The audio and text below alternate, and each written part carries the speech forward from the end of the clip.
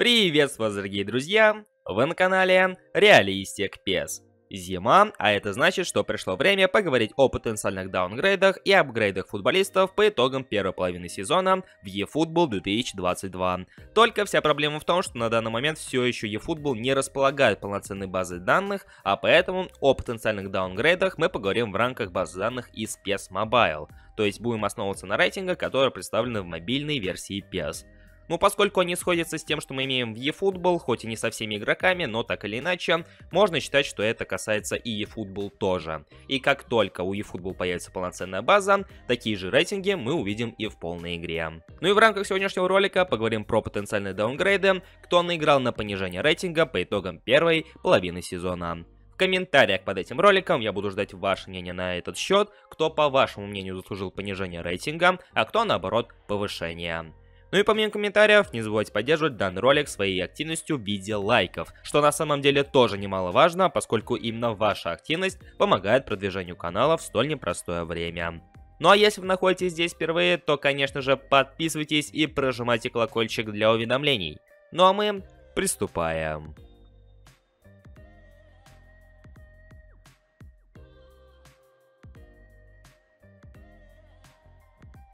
И наш сегодняшний список открывает Эден Азар, который неумолимо продолжает скатываться вниз. Я даже вспомнил, как 1,5 года назад включал его в аналогичный список. И что тогда, что сейчас Эден Азар особо не играет. Точнее, он получает понижение рейтинга не столько за свою игру, сколько за свои травмы и прожигание денег на скамейке запасных. На самом деле печальная тенденция, но что поделать. Немец достаточно неожиданно успел уступить место в воротах своему дублеру, которого подписали еще этим летом, и пока что не видно никаких перспектив, чтобы он снова вернулся в ворота. А поэтому, скорее всего, Лена ожидает переход в другую команду. Ну а сейчас мы его немножко понижаем и идем дальше. У Серхио Рамоса примерно такая же ситуация, как у Эдена Азара, разве что еще идет скидка на то, что у Рамоса тот еще возраст, в отличие от Эдена. И с учетом того, что Рамос провел только где-то около 2-3 игр по сравнению с прошлым сезоном, я думаю, что рейтинг в 89 для него достаточно высокий. Поэтому снижаем ему пару пунктов, но тем не менее продолжаем ожидать от него полноценных игр за ПСЖ.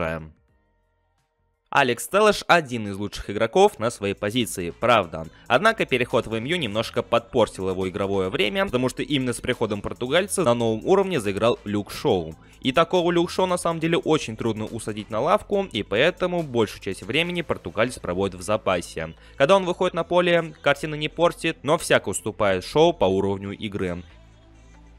С момента своего перехода Фред все еще продолжает оставаться героем мемов для болельщиков МЮ, и по истечении нескольких сезонов ситуация практически не изменилась. Разница лишь в том, что Фред стал меньше привозить. Да, иногда он показывает неплохую игру в составе красных дьяволов, но это бывает достаточно нечасто. И соответственно, его нынешний рейтинг в 81 все еще вызывает вопросы.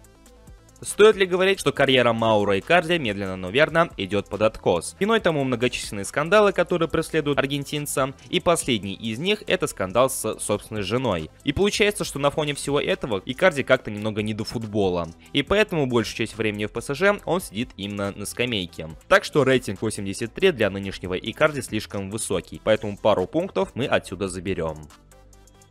Признаться честно, мне до сих пор не укладывается в голове, что Магуайр руководит той командой, за которую играет Криштиану Роналду. В прямом смысле, по клубной иерархии выше португальца, поскольку он является капитаном команды. И его нынешний рейтинг не совсем отображает тот самый уровень игры, который Харри демонстрирует в реальной жизни, поскольку 85 для него, слишком многовато, как по мне.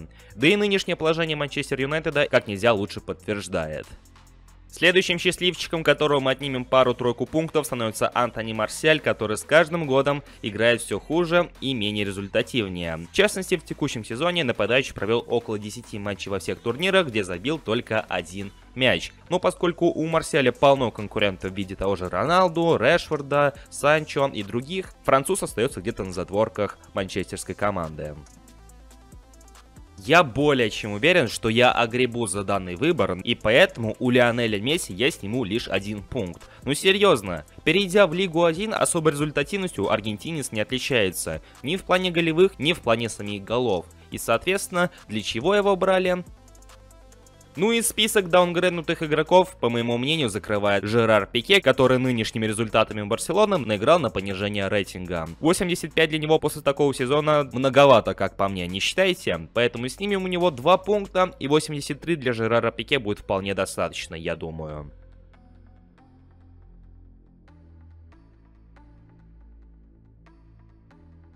Итак, это был мой личный список игроков, которые заслужили даунгрейд по итогам первой половины сезона 2021-2022. Вы можете быть не согласны с данным списком, а поэтому ваши варианты я буду ждать в комментариях под этим роликом.